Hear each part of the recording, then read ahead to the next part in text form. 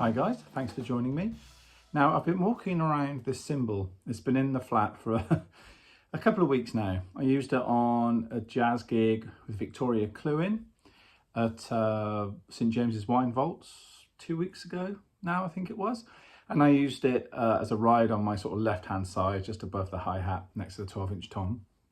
And just to go across and just have a variation for vocal and piano solos or whatever, so I can move across from my Vulcan 22-inch Dark Master, which sounds like a Jedi Knight or something, which is a lovely cymbal, and you've seen it on many clips and videos that I've posted on my shorts and reels and etc. Yeah, and then there's this other one on the left. Now, I'm a Vulcan artist. I've been a Vulcan artist for many years, and I was very fortunate to pick up one of their flat rides a little while ago. So we're talking about flat rides. Now, what is a flat ride? This is a flat ride. Look, there's no bell. And this is a White Master flat ride. Now, they're not very popular cymbals, I don't think, and they go in and out of popularity.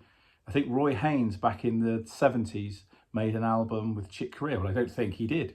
He made an album with Chick Corea called Now He Sings, Now He Sobs, which is incredible. And all the tracks on there are superb, but there's one of my favorites is a track on there called Windows. But point being, he played this flat ride, and Roy Haynes is digging in that Roy way, which is just beautiful. And he's playing one of these kind of flat rides. I think it was a Paiste, I think. And it ended up with Chick Corea, I think. I think he ended up giving it to him. And people that know the story, in the description, in the comments below, please leave any info you have, because I did hear Chick tell the story. When I say hear, I mean I saw it on a video clip on YouTube, but he was talking about it. Anyway, yeah, so this is, and I think he owned the cymbal. I think that's right. It's a bit like Wayne Shorter owning Tony Williams's famous 60s ride that he used in all those great albums with Miles Davis and other people. Yeah, so flat ride, look at this, interesting. Now, obviously I'm in the flat, so I can't, lay into this cymbal too much. But here I've got a Veta Bebop 500 stick, and I also use the Botworks sticks, but they're in my stick bag, which is in the car, because I use them all the time. These are just hanging out at home. But you'll get to hear roughly what this thing sounds like.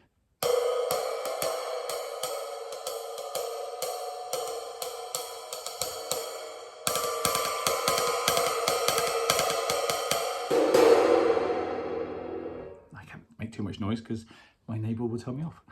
And with a brush. But they're just really nice cymbals. It's just a nice alternative, it's like what I call a B cymbal. My main one on my right hand side is my main ride, whatever that might be. Could be with the Vulcan range, it could be an Etna or the Dark Master or a Legend. Then on the left, if I'm doing jazz gigs or Latin-y type things, I can have another ride here. And because it has no bell here, it means that it never builds up too much. You never get in any of those nasty overtones and that wash that can happen on some ride cymbals. It's because it hasn't got a bell. So all the sound shimmers and just shimmers over the cymbal. Whereas when it gets to the bell, it comes up and out. That's the point. So occasionally, if I was using this as a main ride in a small, maybe restaurant gig, if I wanted to go to the bell with either a light stick, like I say, a Botworks kind of drumstick, a Birdland or West Coast, or Shellyman, they're the sort of three models I like to use. Yeah, if you go to the bell, you can't, because there isn't one. So I do miss it occasionally, but these things are really, really good. And they sound, the stick response, I mean, it's always hard to tell on a video, isn't it, anyway? But the stick response is amazing, and you just get the ping of the stick. Now, if you use nylon tips, I, use wood tips. But if you use nylon tips, you'll get that really bright kind of ting sound. And you heard with the wood tip, it's more of a woody sound, and it picks up nicely with a hot rod. I haven't got any of those here; they're in the car. And obviously with a brush as well, and with mallets, you can do interesting things with them with mallets as well. And I just think it's a nice, as I say, alternative cymbal to have in your cymbal vault. So if you ever see one going cheap anywhere on Facebook Marketplace or anything like that, or obviously go down to your nearest drum store. And for us around here, I would suggest going to Drumatic, which is run by Tristan Head. You know, he's a good friend of mine. I do clinics there, and I've known him since he was at Bath College all those years ago. I used to give him drum lessons. Remember those days? I think he does. Yeah, go and check them out, because it's well worth it. They just sound great. They record well. And as I say, if you're dealing with a situation where you're working and you have to keep the volume down, owning one of these just gives you a really nice alternative to your normal ride cymbals. So flat rides, especially the Vulcans, I would suggest to live long and prosper, and go check out these. I'm not sure if they make them in other ranges. Yes, I need to ask Max over in Italy, because that's where they design the cymbals and they're made in Turkey. I need to ask him if they do these in a Dark Master. And what you could do, just to check yourself if you're interested in checking out the Vulcans, because obviously they're quite a small cymbal company. I've been using them for quite a while. They've got Mel Gaynor on the roster, and they're getting new people all the time. Go to the website. I'll put the details up here. Go and check it out and see what you think, because they're great cymbals. But yeah, flat ride, my goodness. Let's bring back the flat ride, I say. Let's make them hip again.